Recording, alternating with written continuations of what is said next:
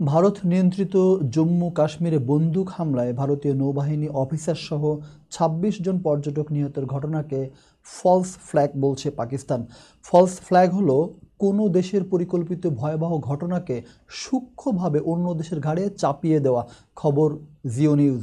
মঙ্গলবার পেহেলগামের বাইসারান এলাকায় ওই হামলায় নিহত ২৬ জনের মধ্যে ২৫ জন ভারতীয় এবং একজন নেপালের নাগরিক ছিল বলে জানিয়েছে পুলিশ।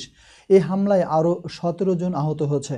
ভারতে ২০০৮ সালে মুম্বাই হামলার পর বেসামরিক নাগরিকদের উপর সবচেয়ে বড় হামলা এটি।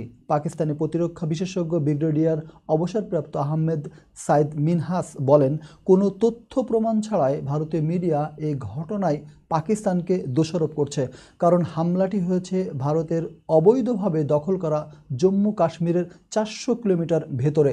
জিও নিউজকে তিনি বলেন, ২০১৯ সালে ভারতীয় পাইলট অভিনন্দনকে নিরাপদে ফিরিয়ে দিয়ে পাকিস্তান বড় ধরনের সহিষ্ণুতার পরিচয় দিয়েছিল। আরেক প্রতিরক্ষা বিশ্লেষক ব্রিগেডিয়ার অবসরপ্রাপ্ত রশিদ ওয়ালি ভারতীয় মিডিয়ার কড়া সমালোচনা করেছেন। তিনি বলেন, হামলার পরপরই পাকিস্তানের বিরুদ্ধে বেসামরিক ও অসত্য অভিযোগ ছড়ানো শুরু হয়েছে।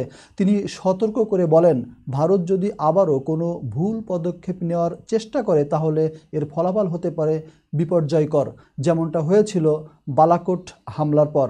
পাকিস্তানের সাবেক সংসদ সদস্য পররাষ্ট্র সম্পর্ক বিশ্লেষক মুশাহিদ হুসাইন জম্মু কাশ্মীরে বন্দুক হামলার ঘটনায় পাকিস্তানকে দোষারোপ করায় তিনি ভারতের এই ধরনের কর্মকাণ্ডের প্রতি নিন্দা জানিয়েছেন।